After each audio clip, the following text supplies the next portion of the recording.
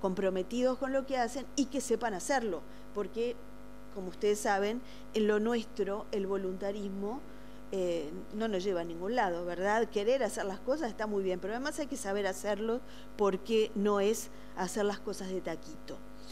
El docente, esto es maravilloso, si uno no mete la pata, ¿no? Ahí está. El docente emocionalmente fortalecedor es el docente que sabe que en su aula hay muy diversos tipos de personas que representan diversas subculturas, que todos tienen derecho de exigir y todas son válidas una tras otra, una tras otra.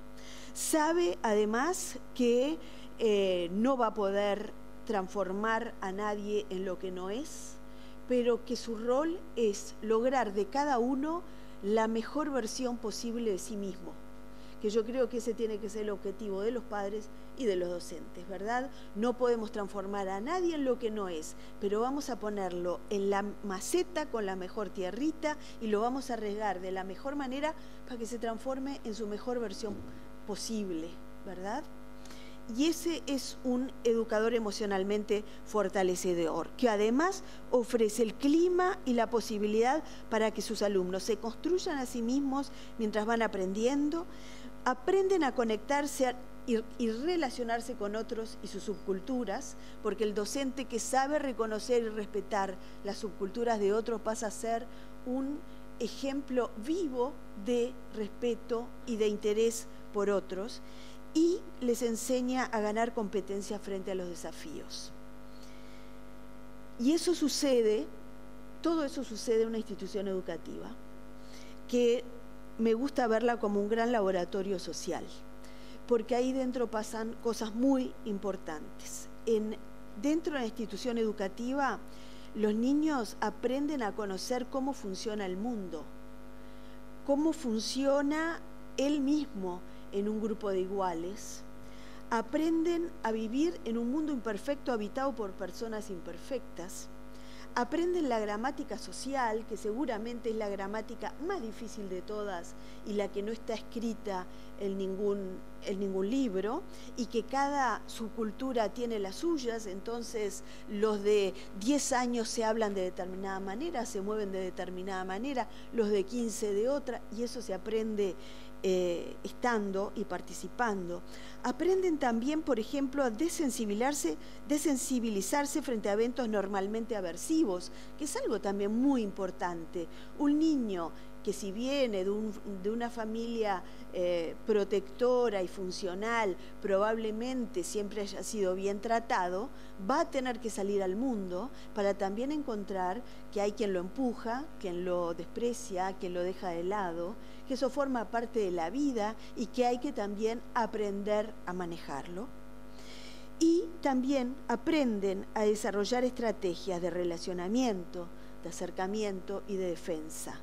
Todo eso va sucediendo en nuestras narices sin que nos demos mucha cuenta cuando está sucediendo.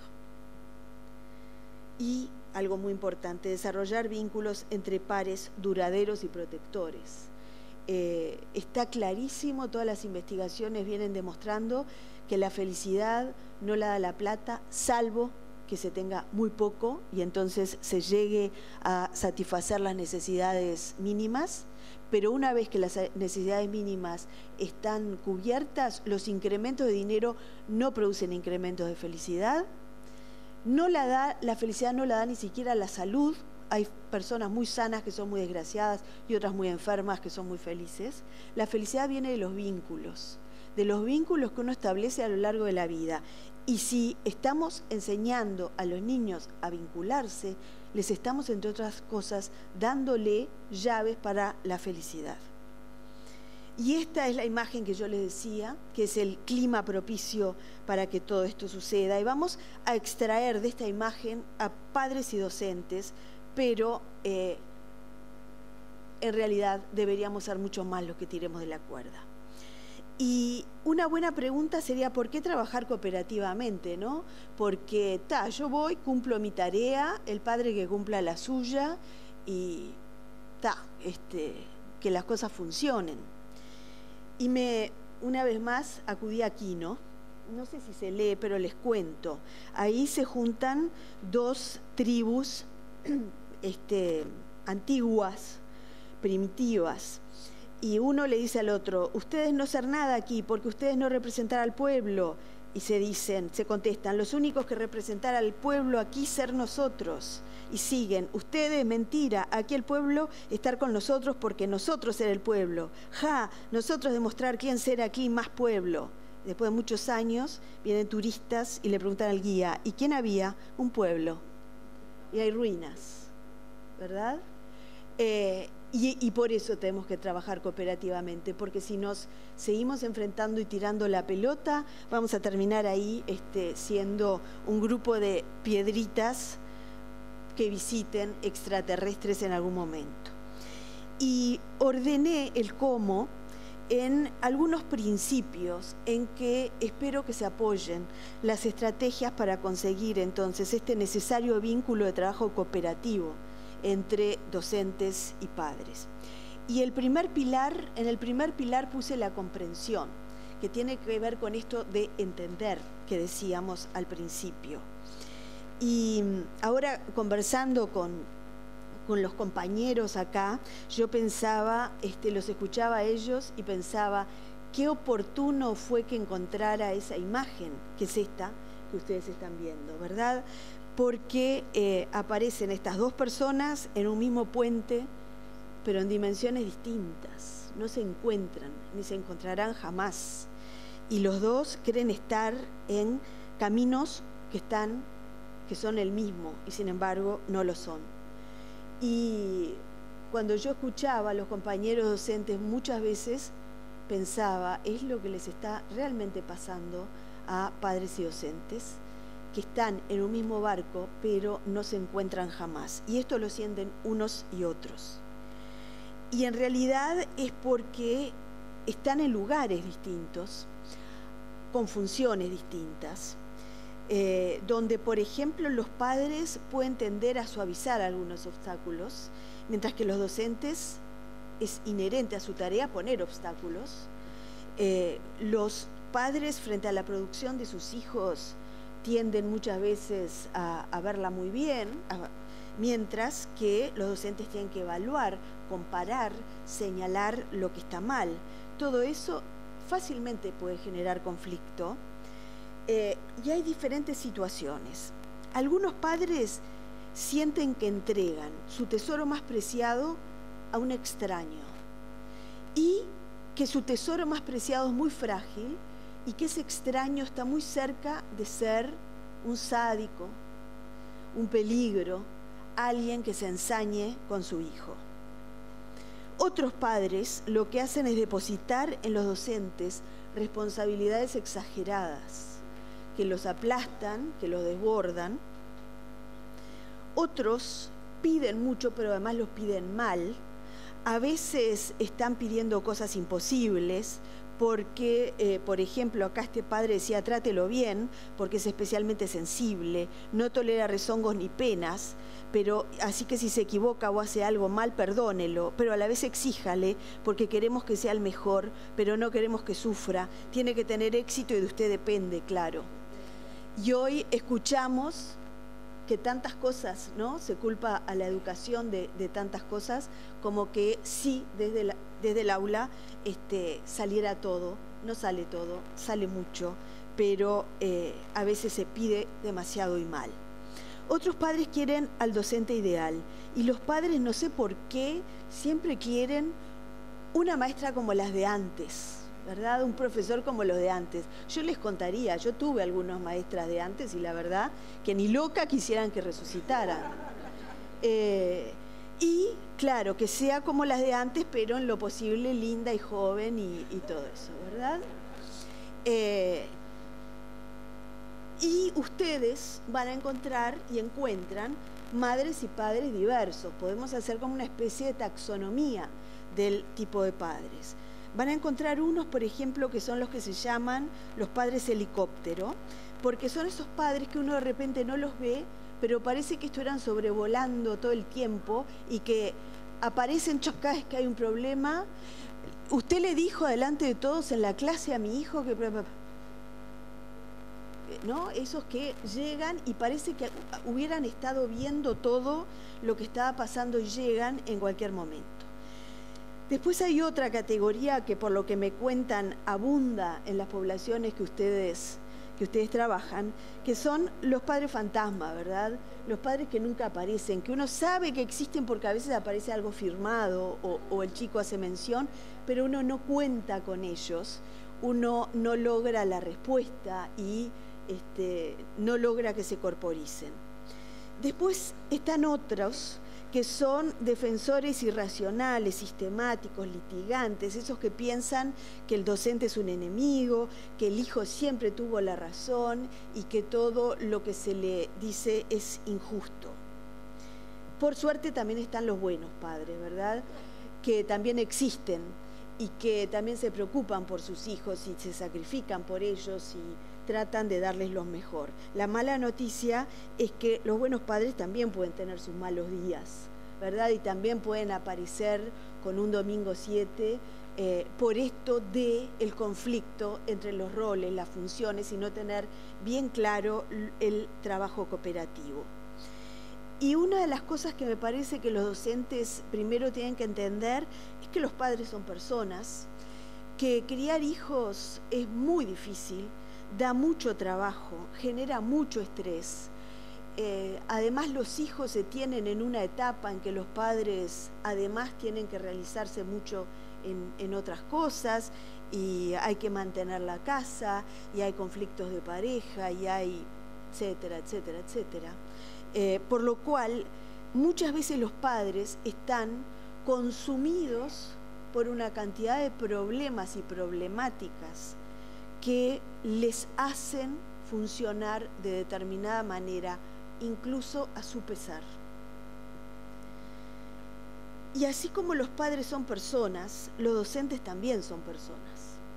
Y eso también es un problema, porque los docentes, al ser personas, también están estresados, también tienen problemas extra alumno y extra institución educativa, lo que muchas veces puede hacerlos estar de mal humor, lo que los puede hacer cometer errores.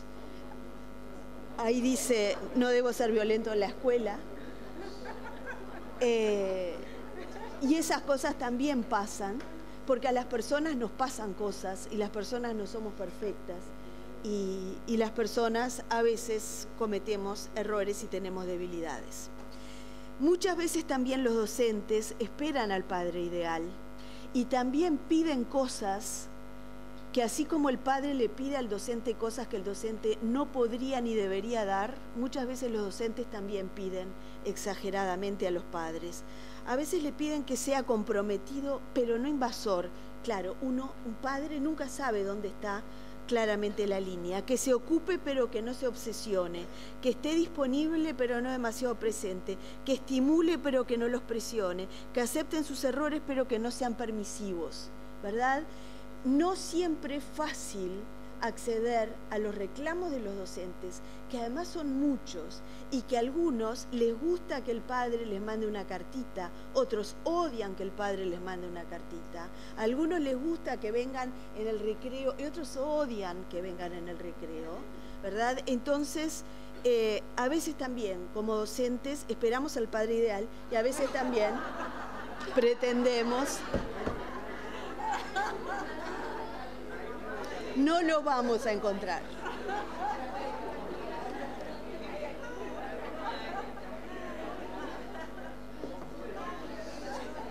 Y ahora les voy a decir una gran clave, una gran llave para solucionar o acercarnos a la solución de este problema y de todos los problemas que uno encuentra en la vida. Cuando uno tiene un problema con alguien, lo único que puede hacer es cambiar uno mismo. Eso es lo único que tenemos bajo nuestro control. Entonces, si alguno de ustedes pensaba que yo les iba a decir cómo cambiar a los padres, mala cosa, porque no es lo que van a recibir. Sí vamos a pensar qué cosa podemos cambiar los educadores, porque además estoy convencida que en un tema vínculos uno no puede cambiar al otro, salvo que cambie uno, y que cuando uno cambia, muchas veces el otro entra a cambiar en respuesta al cambio de uno. Entonces, lo primero es tratar de ver cómo hacer para cambiar nosotros, los docentes, la institución educativa, para conseguir lo que necesitamos de los padres. Y lo primero que me parece que tenemos que hacer es practicar la empatía, ¿verdad? La empatía, que es la capacidad de ponerse en el lugar del otro, de sentir lo que el otro siente y lo que el otro piensa. La empatía es una capacidad maravillosa que tenemos, no solo los seres humanos, los primates también, y que depende de un grupo de neuronas que se descubrió no hace muchos años en un laboratorio de Parma, en Italia, lo que es bastante raro porque generalmente sucede en los países angloparlantes que se descubren estas cosas. Pero les voy a explicar cómo se descubrió porque es gracioso. Es un Massimo Risolati, se llama. Estaba en un laboratorio estudiando cómo funcionaban las neuronas motoras de los monos, ¿tá? Y el mono lo que tenía que hacer era agarrar un maní y comer el maní, y ellos veían qué neuronas se activaban cuando el mono comía el maní, agarraba el maní y comía el maní.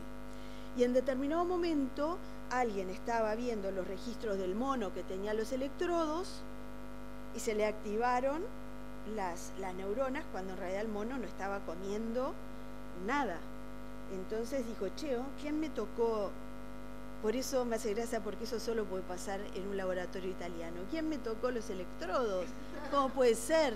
Y miró, y era que otro investigador estaba comiendo el investigador, un maní, y el mono lo estaba mirando.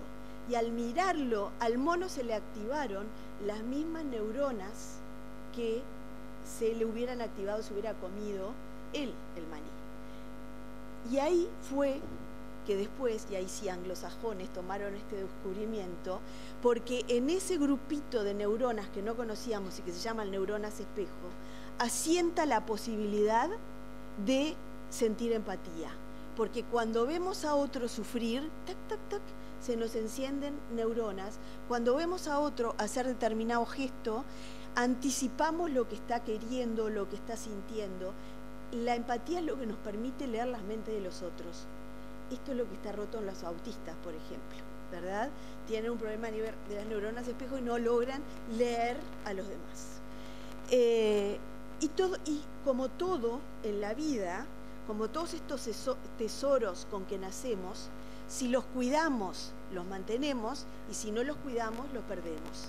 Y las neuronas espejo, si son activadas por un cuidado empático en los primeros años y se mantienen después por un cuidado empático a lo largo de la vida, genera tipos empáticos. Si no, tuc, tuc, tuc, se desactiva y generamos personas sin empatía, que son las personas más peligrosas con las que nos podemos encontrar. Entonces, la empatía es lo que nos permite conectarnos y comprender. Es como un sistema inalámbrico que nos conecta a todas las personas. Es lo que nos permite ponernos en el lugar del otro para poder ver desde sus ojos, que ahí es cuando podemos ver que en este caso los dos tienen razón y que si cambian lugares, solo si cambian lugares se van a dar cuenta que los dos tienen razón. Y poder entender que hay diferentes perspectivas, depende del lugar donde uno esté. Y esto uno lo siente sin darse cuenta cuando está con alguien que realmente está conectado con uno lo siente. Nos pasa a los terapeutas que tenemos que trabajar con la empatía permanentemente y que hay veces que decimos, ¿sabes qué? Voy a derivar a este paciente porque no logro empatizar. Y si uno no logra empatizar, más vale dejar, porque por mejor técnica que aplique, no va a funcionar. Y un docente también, los alumnos le detectan su capacidad empática los padres detectan la capacidad empática del docente y muchas veces uno dice, pero ¿por qué lo quieren tanto a este profesor? Porque no es que les deje hacer cualquier cosa, no es que... Los chiquilines valoran la empatía, adoran sentirse conectados con el docente. Y cuando uno entiende es que entonces puede hacer mejor. Por ejemplo, los padres helicópteros. No es que estén contra el docente, muchas veces lo que tienen es un problema de confiar, es un problema de dejar volar a su hijo, de dejarlo suelto, de dejarle hacer su experiencia. Entonces, en ese caso, lo que como docente tenemos que hacer es ganarnos su confianza, no echarlo, no prohibirle que ande viendo lo que pasa por el colegio, todo lo contrario, ganarnos su confianza. Cuando empiece a confiar, va a dejar de ser padre helicóptero. ¿Qué tendríamos que hacer con los padres fantasma, que sabemos que están pero que no vienen? También tratar de buscar la manera, que capaz que no es con cartitas, capaz que no es con un acto patrio, capaz que hay que buscar otras maneras, pero hay que corporizarlos. Los padres de alguna manera tienen que empezar a ver la institución educativa como algo propio, capaz que hacer una jornada de pintar paredes o de, qué sé yo, que las madres vengan a enseñar una receta de tortas fritas, no sé. Yo creo que en esto cada institución va a tener que tener la creatividad suficiente como para acercarlos como sea y transmitirles que estamos todos del mismo lado del mostrador, que no somos equipos diferentes, sino los fantasmas van a seguir lejos porque van a sentir que no tienen lugar en este otro lugar. Practicar empatía es enseñar empatía. No hay otra manera de enseñar empatía, hay 2 o 3 maneras. Esta es una de las más importantes. Cuando uno, por ejemplo, es capaz de en una clase haber percibido que alguien está muy belicoso o mal, y aparte de aplicar las medidas disciplinarias que sea conveniente, lo saca aparte y le dice, fulano, yo me enteré que estás teniendo una situación complicada, ¿querés que hablemos? ¿Hay algo que te pueda ayudar? Eso desactiva una cantidad de cosas. Aunque el niño no hable, aunque no se transformen en seres queridos, se abracen y lloren juntos, no importa. Se sintió entendido, sintió que alguien se estaba dando cuenta, estaba viendo más allá de su comportamiento.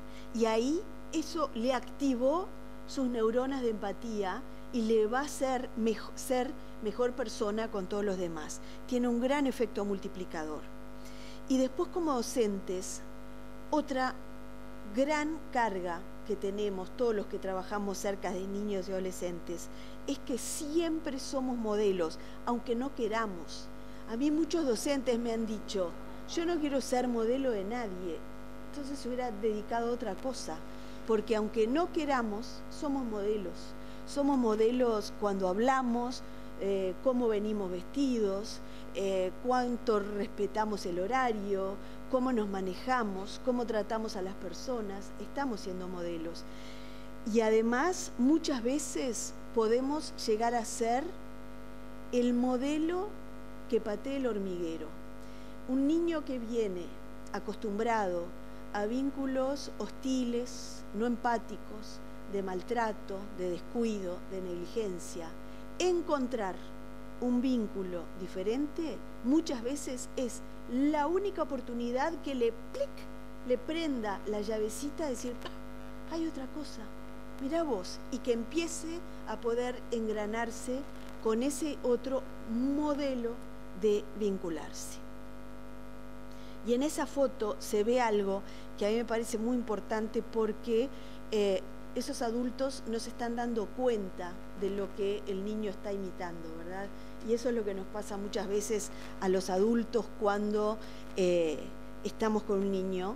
No nos damos cuenta de lo que nos están imitando. Yo siempre me acuerdo con mi hijo más grande, cuando empezó a hablar, hablaba rarísimo. Empezaba todas las frases con ay. hay una copa, ay, vamos a tal lado. Y el padre un día me dice, che, ¿viste qué raro que hablaste, chiquilín? ¿Por qué será? Y yo le contesté, ay, yo qué sé. Nunca me había dado cuenta que yo hablaba así, ¿verdad?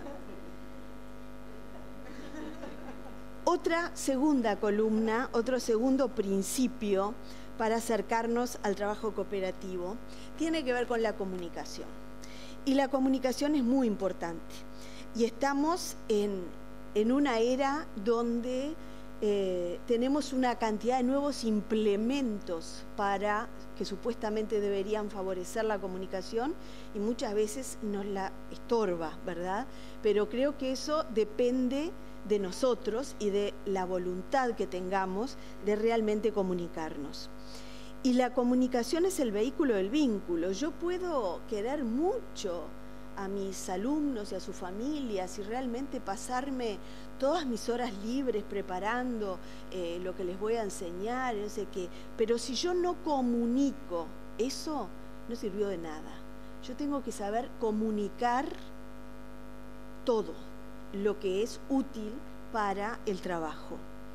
La comunicación implica hablar y implica escuchar. La comunicación es a dos puntas. Y muchas veces es mucho más importante callarse y escuchar para que haya comunicación que hablar. Y escuchar activamente, con respeto, tratando de entender, demostrándole al otro que lo estamos escuchando. Hay una cantidad de recursos que uno puede utilizar cuando quiere que el otro se dé cuenta que uno lo está escuchando, que no es solo estar callado, sino mirarlo a los ojos, a sentir, a veces repetir lo que dijo. Ah, vos decís que él siente tal cosa, ¿no? Como para dar por sentado, es decir, para que se note el ida y vuelta. Los encuentros entre padres y educadores son muchas veces situaciones espantosas, estresantes, horribles para uno y otros, y ejemplos de desencuentro, cuando deberían ser una búsqueda de diálogo y acuerdos. Tendrían que ser dos integrantes del equipo. ¿Cómo seguimos con esto? ¿Tá? Vos haces tal cosa, yo hago tal otra, después nos ponemos de acuerdo. Ese tendría que ser el clima, que no es el que se da muchas veces en los encuentros entre padres educadores. Yo les decía un poco en chiste, pero creo que es tal cual, como cada docente, como es normal, tiene sus gustos y sus costumbres personales, que tiene todo el derecho del mundo de tenerlos, pero tiene que saber comunicarlos claramente de entrada. Tiene que avisarle a los padres si, por ejemplo, va a leer, va a mandar cartitas solo cuando haya problemas, o si va a tener un día de reunión, o si prefiere que los padres le manden mail o un mensaje de texto, qué sé yo. Los códigos de comunicación tienen que estar explicitados de entrada. Siempre aconsejamos que el primer encuentro no sea por una mala noticia, ¿verdad? Siempre el primer encuentro debería ser un encuentro de conocerse, de darse información mutua, de ponerse de acuerdo en algunas cosas. Este no es tiempo perdido, este no es tiempo que se le saca otras cosas, este es tiempo de trabajo, tiempo en que se construye algo muy importante. Es muy importante además seguir manteniendo el contacto aunque no pase nada, nunca solo por malas noticias, que eso es lo que es un chip típicamente uruguayo, ¿verdad? Solo anunciar las malas noticias y no se nos ocurre mandar una cartita con no saben lo contento que me quedé hoy cuando fulano, bla, bla, bla, bla, bla. Es muy difícil que uno encuentre esas cartitas. Y algo que yo creo que tiene que haber en toda institución educativa y que tendríamos que tener todos los ciudadanos, pero fundamentalmente aquellos que ocupamos un rol importante con niños y adolescentes, es un buen trato militante, que es mucho más que no tratar mal o no gritar, sino realmente creo que tenemos que aferrarnos al buen trato y aprender a saludar, a mirarnos a los ojos, a escucharnos cuando hablamos, todo eso que sabemos lo que es el buen trato y que tenemos que realmente esforzarnos en estimular, porque uno lo va perdiendo sin darse cuenta. El saludo es algo que se ha ido perdiendo sin darse cuenta. Yo en el consultorio tengo un banco de madera de roble, de aquellos muy antiguos, que compré un remate, que tiene el asiento rebatible, ¿no? Y a mí me hace gracia la cara que ponen los chiquilines cuando ven eso y me dicen, ¿para qué es esto? Yo les digo, eso es porque cuando entra un adulto a la clase y te parás para saludar, me miran como diciendo, dinosaurio, ¿qué me está diciendo? ¿Verdad? Y yo no creo que sea imprescindible pararse para saludar, pero la actitud de acusar recibo de que alguien ha aparecido en mi espacio visual, sí creo que es algo que nos conecta como seres humanos y que es algo que tenemos que recordar. Cuidando mucho el lenguaje no verbal. Yo creo que esto de cómo nos presentamos frente a los padres, en qué actitud física, con qué cara, si es con una sonrisa o con un gesto adusto, con todo eso que transmite muchísimo más que las palabras. Cuidando también el encuadre, si les decimos la hora, respetamos la hora, el lugar, que no sea al mitad un pasillo donde esté pasando gente o no se estén abriendo la puerta, ¿verdad? Esto de mostrarlos con todas las variables, mandarles el mensaje de esto para mí es importante porque ustedes son importantes, porque lo que acá vamos a hablar es importante. Poner un horario de empezar, un horario de terminar, terminar con un acuerdo. Eso deberían ser las buenas reuniones, sabiendo que esto también es una realidad. Acá hay dos puestos, uno da verdades incómodas, el otro mentiras reconfortantes. El pobre de verdades incómodas no tiene a nadie en la fila. Todo el mundo le huye a escuchar cosas que no le gusta. Todos le huimos, ¿verdad? Entonces, cuando hay problemas, uno tiene que anticipar que la reacción del padre no va a ser, salvo excepciones de agradecimiento, sino que van a pasar otras cosas y que es natural que pasen. Y entonces vamos a tener que tener alguna estrategia para minimizar el desencuentro y maximizar el encuentro. También generando acá un clima razonablemente cálido, ¿verdad? Porque en la vida hay cosas importantes, hay cosas graves y hay tragedias.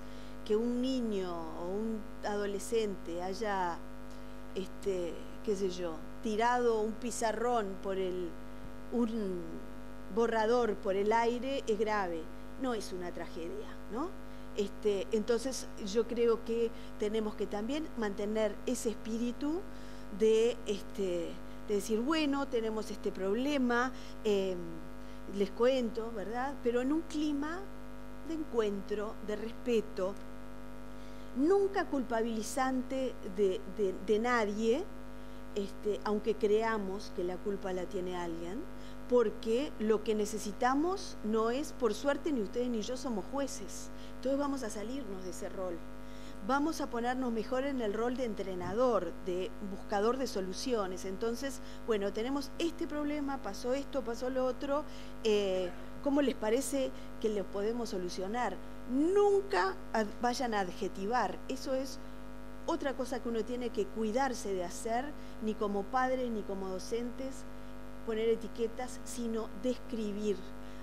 Nadie es desordenado, a pesar de que pueda tener todo su lugar muy desordenado, ¿verdad? Tenemos que hablar de lo que se hace, no de lo que se es.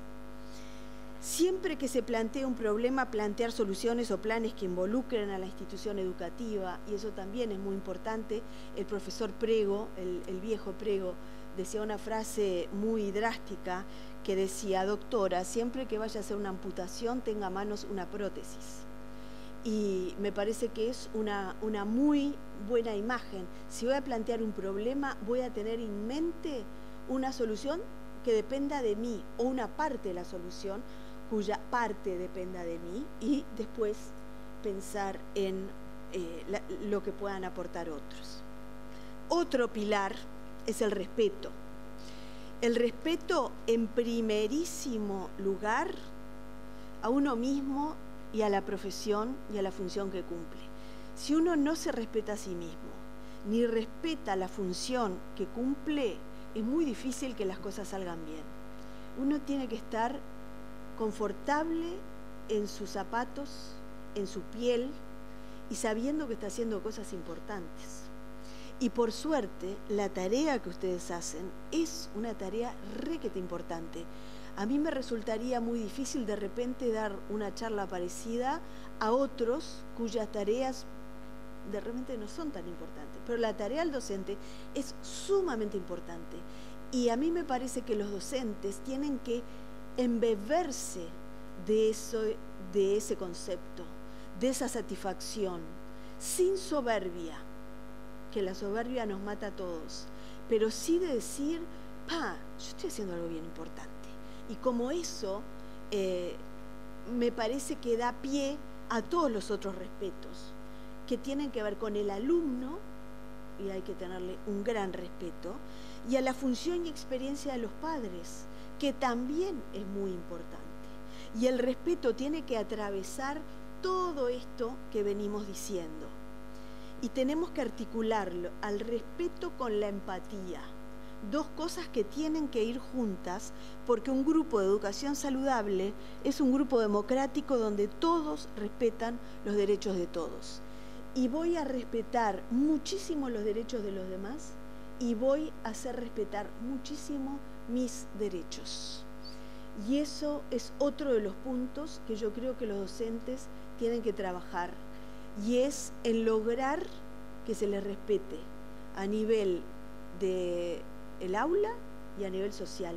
Creo que hay que resignificar de alguna manera el rol docente, y a nivel del aula probablemente conseguir mejores métodos de disciplina para que podamos estar a la altura del siglo XXI, pero sin perder lo más importante. Aprender a navegar los conflictos sin perder de vista la calidad del vínculo, discutir sin faltarse el respeto, estar en desacuerdo sin agredirse. Tienen que haber espacios donde se expresen los desacuerdos y lo que está mal. Las cosas tienen que ser dichas, tienen que ser compartidas. Y otra gran palabreja que también nos complica a los uruguayos, que es la autoridad. Y la autoridad implica poder, implica potestad. Los docentes tienen algunos poderes. A veces utilizan algunos poderes de manera equivocada. Por ejemplo, no me parece bien utilizar una prueba de evaluación como método disciplinario, por ejemplo, ¿verdad? Yo creo que son cosas diferentes y que mezcla todo, y de todas maneras, a pesar de que los docentes tienen poder, el poder no les da la autoridad. La autoridad en la crianza y en la educación no vale si viene solo del poder que tiene, sino si está basada en dos cosas que son muy importantes. El prestigio que hayamos sabido ganarnos a los ojos del otro, y el vínculo, la calidad del vínculo. Ese es el poder y la autoridad que sirve. Es cuando un niño llega a la casa y la madre o el padre dice algo y el niño dice, no, a mí la maestra me dijo tal cosa. Cuando el niño menciona en ese tono a la maestra, es que no lo está haciendo porque le pueda subir o bajar la nota, sino porque confía, la valora, la mira con ojos como de alguien que tiene prestigio, alguien que sabe, alguien que vale. Y eso es lo que debemos lograr educadores y padres, apoyarnos en el prestigio y en el vínculo, además del poder, para ganar autoridad. Buena parte de la autoridad del docente se la traspasan los padres y la sociedad. Por eso es que en buena medida estamos en el horno, ¿verdad? Porque esa autoridad no nos viene. Estoy cansada de escuchar a los padres decirles cosas horribles a los hijos, de minar el lugar de autoridad de los docentes sin darse cuenta del daño que le están haciendo a los chiquilines. Por eso es que son ustedes los que se tienen que ganar la autoridad.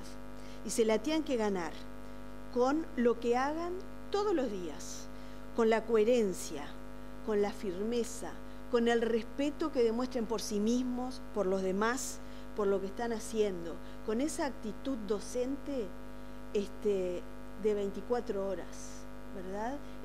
Esa que uno lleva puesta. El clima de crianza y educación óptimo, empatía y respeto sin miedo a la autoridad. Un docente emocionalmente fortalecedor tiene que saber aplicar disciplina. Un estilo de disciplina saludable, ¿verdad? Un estilo de disciplina que es conocido por alumnos y por familias, que no sorprende a nadie, que en lo posible no sea el reducto exclusivo de ese docente, sino que venga de una política institucional, porque eso es lo que le da coherencia, peso y defensa al docente, y que es un estilo de disciplina firme, coherente, con reglas claras, donde hay acuerdos, donde todo el mundo sabe lo que puede pasar si se viola tal regla, si no se viola, y que pone además mucho más el acento en lo que se hace bien que en la sanción de lo que se hace mal, porque lo que nos interesa es estimular las plantas y no los yuyos, ¿verdad? Entonces tenemos que estimular mucho las cosas que se hacen bien. Y hay una diferenciación que a mí me ha servido mucho una vez que llegué a conocerla, y es que hay como 3 dominios distintos del ámbito social en que uno se mueve, ¿verdad? Y en esto relacional. Una cosa es los gustos de cada uno, que no son buenos ni malos, simplemente hay docentes que les gusta que les pidan permiso para ir al baño, por ejemplo, y hay otros que no, que le dicen, no, si que sea al baño, anda, no me estés pidiendo, ¿verdad? Eso es un gusto, una cosa personal que se basa en, lo que se decide. Otra cosa son las convenciones sociales, que son acuerdos sociales que sirven para mantener determinada cohesión, que son por naturaleza arbitraria, son acuerdos de determinados grupos que tampoco están ni bien ni mal, pero que tienen sentido cultural en ese grupo.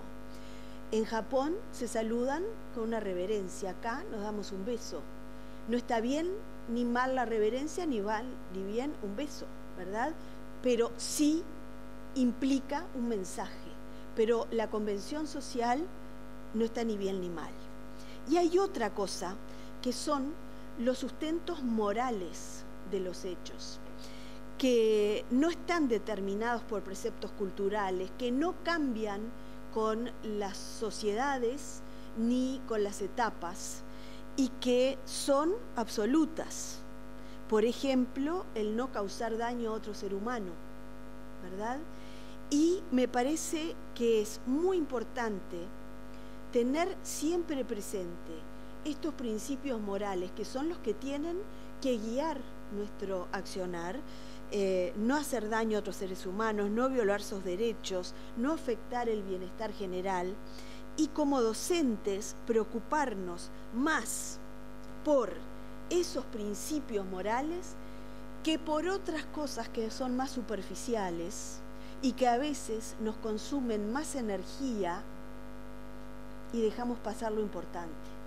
No puede recibir la misma energía el que viene o no con corbata que el que agrede a otro, ¿verdad? Hay cosas que tienen que ser tomadas realmente como cosas importantes y graves, y otras que son simplemente convenciones. Y como educadores creo que tenemos que trabajar por el respeto de los criterios morales día a día, todos los días. Y yo les puse esto, ¿verdad? Mi sueño de que podamos hacer que cada institución sea el escenario donde se puedan aplicar planes de promoción de salud mental, que los individuos que pasen por una institución educativa salgan más fuertes emocionalmente que si no hubieran pasado, Y por eso quería compartir algunos principios para ajustar expectativas. Todos nosotros estamos preocupados por la violencia, ¿verdad? Todos y todos hablamos de la violencia y todos de alguna manera estamos en esto. Y yo creo que la institución educativa debería ser un centro neurálgico en el cual trabajáramos este tema. Y la violencia es un comportamiento aprendido. Entonces, como comportamiento aprendido, es pasible de ser desaprendida si hacemos las cosas necesarias.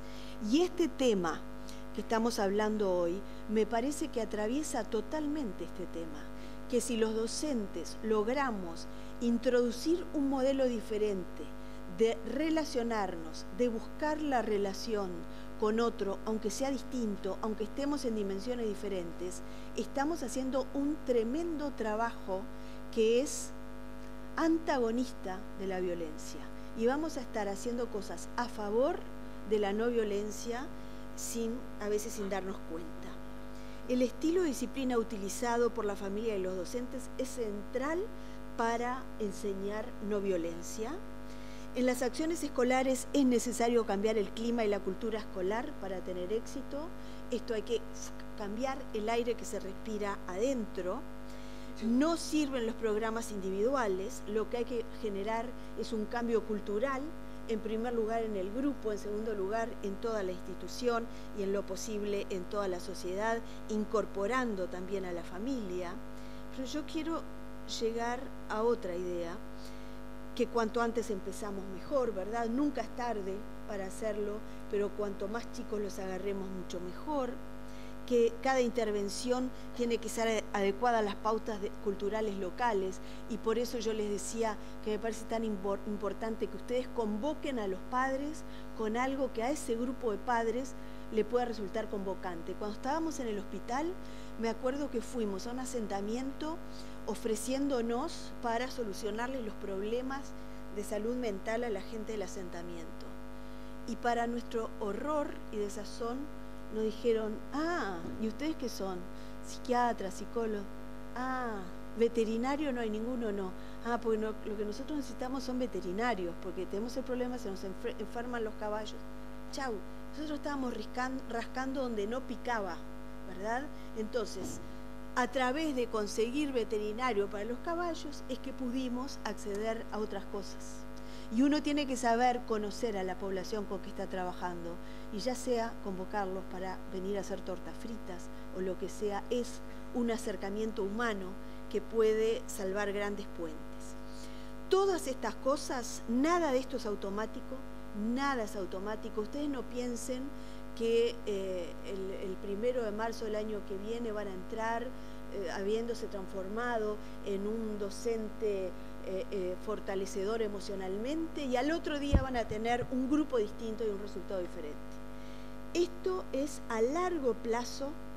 Típicamente demoran 2 años en evidenciarse cambios en el comportamiento sostenibles en el tiempo, ¿verdad? Otros cambios se ven antes, pero un cambio estructurado y que se sostenga demora 2 años. Y eso los uruguayos no siempre lo tenemos en mente, y aplicamos un programa, no funcionó, lo tiramos, aplicamos otro, no funciona, lo tiramos. Hay que darle tiempo a las cosas. Y mejorar las habilidades y competencias sociales debe ser uno de los focos. No solo es desaprender violencia, sino aprender nuevas maneras prosociales de enfrentar las situaciones cotidianas. Y esas son las que uno las puede enseñar en contacto directo, uno a uno, con los padres, cuando hay conflicto. Los conflictos son muy útiles y son los que tenemos que aprovechar. Ningún mar en calma hizo experto a un marinero, ¿verdad? Y esto lo sabemos en la vida, en la profesión, en todo esto. Eso hace que los docentes necesiten ser cuidados, porque están sometidos a una exigencia muy grande como profesionales y como personas. Y yo ahí puse lo que se pide en los aviones por si se llega a descomprimir y caen las cámaras de oxígeno, ¿verdad? Siempre se dice, si usted está con un niño y caen las cosas, primero se la pone usted y después se la pone al niño, porque si usted no tiene oxígeno no va a poder ayudar al niño. Entonces, ustedes busquen oxígeno también. Ustedes están en la primera línea de batalla.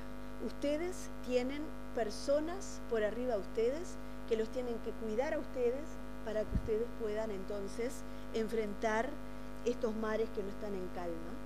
Yo creo que estas actividades, esto de juntarse, esto de intercambiar, es una manera de cuidarlos, de darles un oxígeno que es bien necesario.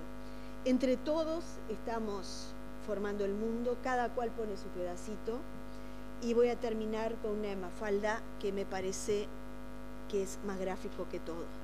Ahí aparece un señor que ve un peludo y lo mira con cara bien fea y dice: esto es el acabose.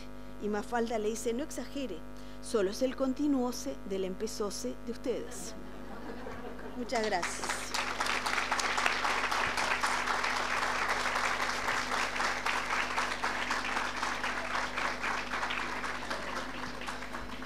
Bueno, en principio, si tienen alguna pregunta para la doctora, por favor la formulan por escrito y se la dan a los orientadores, al equipo técnico, que se van a parar ahora para recibir alguna pregunta para la doctora Trenchi que quieran formular, cualquier duda, cualquier problema.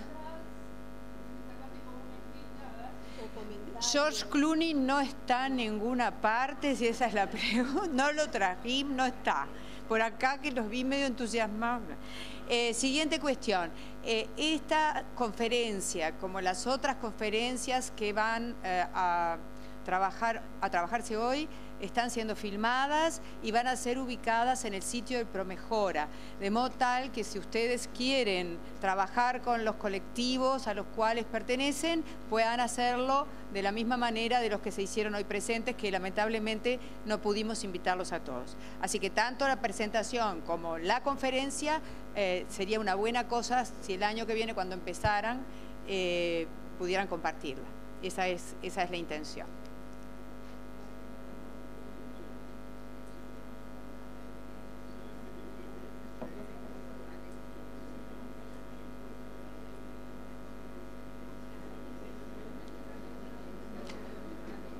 Bueno, ¿hay alguna pregunta? ¿No?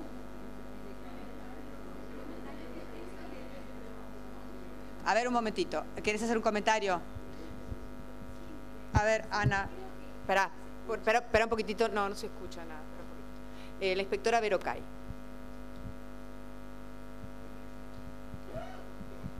Sí, buenos días.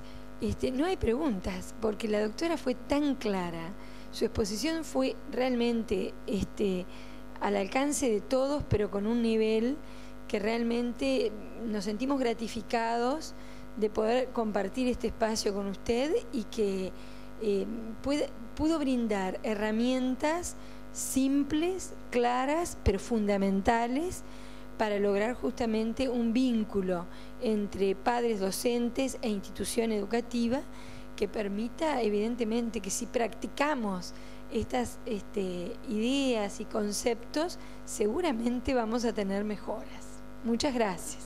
A ver acá. No, a mí lo que me parece interesante es cómo podemos fortalecer formación docente, porque ahora en el trabajo de taller que tuvimos, una de los problemas que planteaba una de la institución es la presencia de estudiantes, de los practicantes o docentes muy jóvenes que salen muy desprovistos de herramientas, y qué interesante trabajar todo este marco teórico en el currículo de formación docente, porque hay que cuidar a esos jóvenes que salen muy desarmados.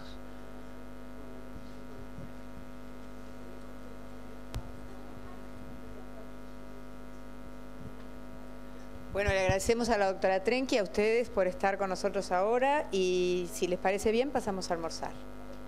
Nos vemos...